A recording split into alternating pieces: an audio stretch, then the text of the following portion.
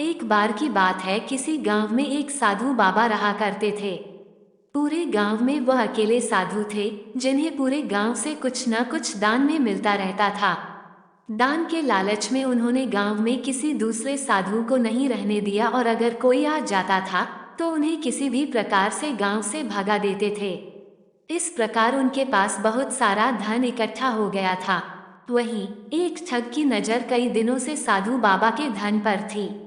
वह किसी भी प्रकार से उस धन को हड़पना चाहता था। उसने योजना बनाई और एक विद्यार्थी का रूप बनाकर साधु के पास पहुंच गया। उसने साधु से अपना शिष्य बनाने का आग्रह किया।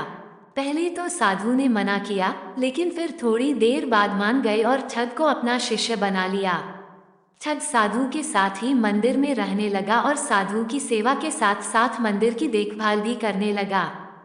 ठग की सेवा ने साधु को खुश कर दिया, लेकिन फिर भी वह ठग पर पूरी तरह विश्वास नहीं कर पाया।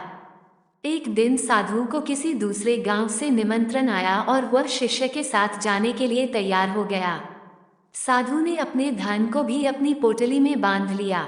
रास्ते में उन्हें एक नदी मिली। साधु ने सोचा कि क्यों न गांव में प्रवेश करने के पहले नदी में स्नान कर लिया जाए।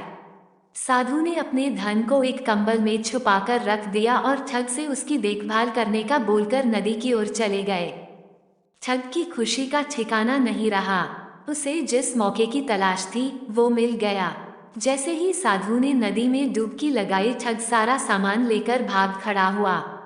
जैसे ही साधु वापस आया, उसे न तो शिष्य मिला और न ही अपना सामान।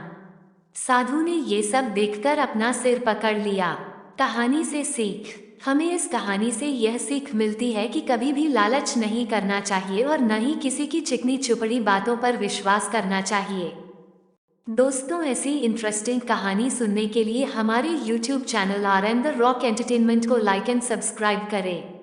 धन्यवाद।